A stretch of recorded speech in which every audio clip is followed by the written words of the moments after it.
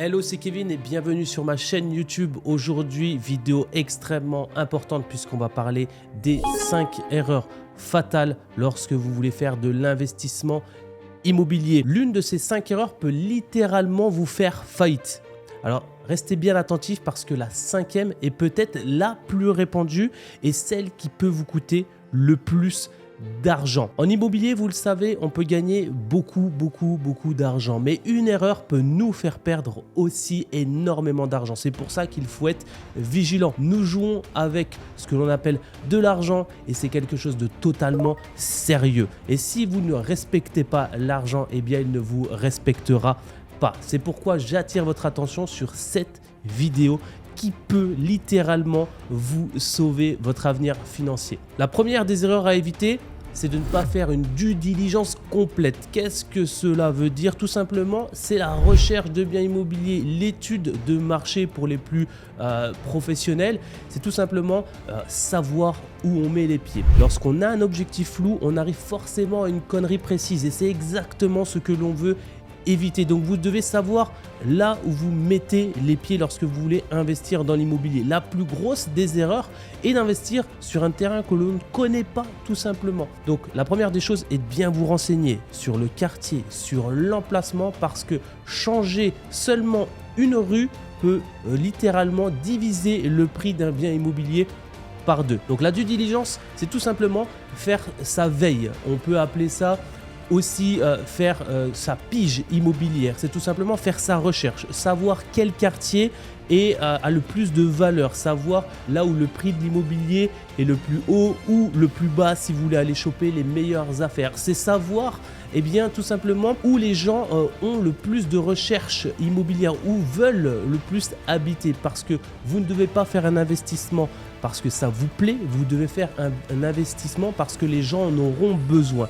Comprenez ça, vous êtes là pour servir. Lorsque vous êtes un investisseur immobilier, vous avez la responsabilité de mettre en location un bien immobilier. Donc c'est-à-dire que soit vous allez proposer à la nuitée si vous faites du Airbnb ou alors sur de la longue durée un bien immobilier ou alors vous allez pouvoir vendre un bien immobilier. Mais dans les deux cas, vous allez apporter un toit sous la tête d'une personne. Et donc, c'est votre responsabilité de bien choisir son emplacement et de faire les bonnes choses. Ne négligez jamais de faire votre veille, votre pige, votre due diligence, c'est-à-dire votre recherche immobilière. L'erreur numéro 2, on en a succinctement parlé dans l'erreur numéro 1, c'est négliger l'emplacement. Il y a une règle qui est connue dans l'investissement immobilier.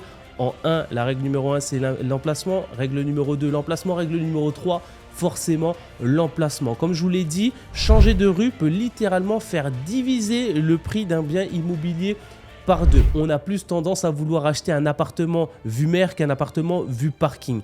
Et ça, c'est un biais à prendre en compte. Il faut savoir que les gens, il faut en prendre conscience, vont y habiter, vont peut-être y passer la plus grande des parties de leur vie dans ce bien immobilier que vous allez proposer à la vente. Ou alors, ils vont tout simplement venir passer leurs vacances. Ou tout simplement, y venir à habiter et être locataire pendant un grand laps de temps. Donc vous devez en tout cas proposer le meilleur endroit et pour ça vous devez vous renseigner. C'est pour ça qu'il faut toujours investir là où on connaît. La meilleure des choses à faire, c'est d'investir dans la ville ou dans le village où on est né, où on a grandi, ou en tout cas on a passé un certain nombre de temps. Pourquoi? Parce qu'on saura exactement quel endroit est mieux que l'autre. Parce que pour trouver un bon emplacement, tout simplement, il faut le comparer avec d'autres. Moi, si aujourd'hui je vais dans la ville de Rouen, je suis incapable de vous dire si telle rue est meilleure que telle rue parce que je ne l'ai pas fréquentée, parce que je n'y ai pas habité. Par contre, si vous me demandez quel est l'emplacement numéro 1 pour acheter un bien immobilier sur la ville de Morteau, j'y ai passé de nombreuses années là-bas. Je saurais être un expert et vous guider du mieux possible. Donc vous voyez, vous pouvez être un expert dans une ville immobilière et vous pouvez être un débutant dans un autre parce que tout se joue à l'emplacement. Ici, on est à Dubaï et l'emplacement a aussi une part primordiale. Faut faire attention à ça dans certaines villes qui sont en construction comme ici, parce que vous pouvez tout simplement avoir une vue mer, comme ça a été le cas en tout cas pour certaines personnes, et puis 2 ans après vous avez un constructeur qui va vous construire une tour devant vous, votre appartement est maintenant à vue sur building. Donc c'est plus du tout la même chose. Donc faites attention, l'emplacement n'est jamais définitif. Rappelez-vous toujours une chose, c'est que la terre appartient aux êtres humains, et il se pourrait qu'un promoteur, qu'un marchand de biens ou tout simplement qu'un particulier construise une maison, et votre emplacement qui était numéro 1 hier ne restera peut-être pas numéro 1 aujourd'hui. Donc faites aussi attention à ça quand on parle de l'emplacement. Ne négligez jamais l'emplacement d'un bien immobilier. L'erreur numéro 3, ce sera de sous-estimer les coûts. Eh oui, on reste dans un gain financier, on reste dans un domaine financier avec de l'argent. C'est du vrai argent que l'on va mettre sur la table. Et donc, vous ne devez pas sous-estimer les coûts. La plupart des erreurs que font beaucoup de personnes, c'est se raconter une histoire. Se dire, oui mais ça va passer, oui mais j'ai tellement envie d'acheter ce bien immobilier que je vais me raconter l'histoire, que je vais pouvoir négocier mes devis avec les artisans. C'est une grosse erreur. Vous devez être un comptable lorsqu'il s'agit de chiffres. Vous ne devez rien laisser au hasard. 1 euro est 1 euro. 1 centime est 1 centime. Si vous pouvez négocier sur du parquet ne serait-ce que 10 euros de moins, vous devez le faire parce qu'un autre artisan va vous prendre 10 euros de plus. Il y a toujours des surprises. Et c'est pour ça que lorsque vous avez des coûts, il y a une règle qui est simple, c'est toujours prendre une marge de minimum 8%. Pourquoi 8%? Ça, c'est un petit peu l'adage, vous savez, quand on commande son parquet ou son carrelage, on prend toujours 8% en moyenne, c'est ce qui est dit, de carrelage ou de matériaux en tout cas supplémentaires. Pourquoi? Parce qu'avec les découpes etc, on ne calcule jamais la surface exacte pour commander son matériel. Dans vos coûts et dans vos estimations en tout cas immobilières, vous devez toujours vous hedger, c'est-à-dire vous protéger avec une marge minimum de 8 à 10%. Ne serait-ce que pour l'achat aussi, peut-être que vous allez avoir d'autres frais que vous n'avez pas prévus, comme tout simplement les frais de garantie bancaire que vous n'avez peut-être pas prévus, etc. On ne peut pas penser à tout, mais par contre on a le devoir de se protéger et vous devez toujours prendre une marge de sécurité dans la vie. Ne soyez pas au ric-rac, c'est une erreur qui peut vous coûter beaucoup d'argent. L'erreur numéro 4, c'est la mauvaise gestion de votre bien immobilier, que ce soit pour la revente, mais aussi pour la location. On parle souvent de la location et notamment de choisir un bon locataire. C'est vous qui avez la responsabilité, vous avez le choix. La vie n'est qu'une question de choix. Et donc, si votre bien immobilier, si votre investissement en périt parce que vous avez une mauvaise gestion de votre locataire, dites-vous une chose, c'est uniquement de votre faute. Maintenant, vous pouvez éviter ces erreurs. Je vous donne une astuce toute bête. La première des choses qu'il faut faire attention, c'est que comprendre comment marche le cerveau humain parce que vous avez affaire à une réelle personne lorsque vous allez mettre votre bien en location. Et une erreur que vous pouvez commettre, c'est de croire sur parole une personne. Je vous donne un exemple. Une personne qui vient visiter votre bien immobilier et qui vous dit « Ne vous inquiétez pas, monsieur le propriétaire, moi je vais vous payer, je suis quelqu'un de sérieux », tout de suite vous devez avoir une alerte. Pourquoi? Parce que c'est un fait psychologique. Lorsque vous avez une habitude, en fait, vous n'avez pas à la déclarer. Je vous prends un exemple. Ce matin, vous vous êtes levé, vous êtes allé aux toilettes, vous êtes brossé les dents, vous n'avez pas crié à la terre entière en tout cas que vous avez fait ces actions. Pourquoi? Parce que c'est habituel et tout ce qui est habituel pour le cerveau est normal et nous n'avons pas besoin en tout cas de le mettre en devant. Une personne qui justement vous dit oui, moi il n'y a pas de souci, je serai propre, je vous rendrai un appartement nickel, je vais payer vos locations mois par mois, etc. Ça, faites attention. C'est peut-être que le cerveau a déjà prévu le pire. Donc une habitude ne se décrit pas. Et si pour une personne c'est complètement normal et habituel de payer son loyer, il n'y a aucune raison en tout cas qu'elle vous le soulève. Ça, c'est la première des choses. Maintenant, faites attention aussi à votre mauvaise gestion de votre bien immobilier lorsque vous allez le revendre. Et je prends l'exemple d'un cas qui m'est arrivé personnellement où j'ai eu la chance, et c'est mon voisin à l'époque qui m'a sorti de cette situation parce que je ne m'étais absolument pas occupé des extérieurs. C'est-à-dire que j'avais acheté une maison, je l'ai rénovée en entier dedans, mais je ne m'étais jamais occupé des extérieurs. Chez moi, en Franche-Comté, il pleut, il fait froid et forcément, les herbes, elles poussent. Et donc, au bout de 1 an, lorsque la construction de la maison était terminée, je me suis rendu compte en fait que j'avais des herbes à hauteur de vue et que je ne pouvais même pas moi-même avec une débroussailleuse les enlever. J'ai eu la chance à cette époque d'avoir un voisin qui était paysan et donc qui avait les camions, les tracteurs nécessaires pour pouvoir faucher tout ça et puis me débarrasser de ce problème. Mais la mauvaise gestion de ce bien aurait pu me faire perdre beaucoup de choses parce que oui, effectivement, il faut prendre en compte l'entièreté de votre bien immobilier et la gestion notamment des extérieurs, du chauffage aussi. Pensez bien à mettre chauffer vos biens immobiliers de l'intérieur, même si vous n'y habitez pas,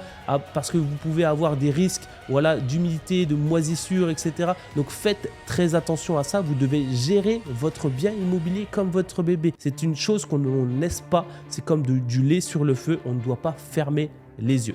Et l'erreur numéro 5, et c'est la pire, c'est celle qui fait perdre énormément et c'est pour laquelle en tout cas j'ai vu beaucoup de personnes pleurer et s'en mordre les doigts, c'est une mauvaise planification financière.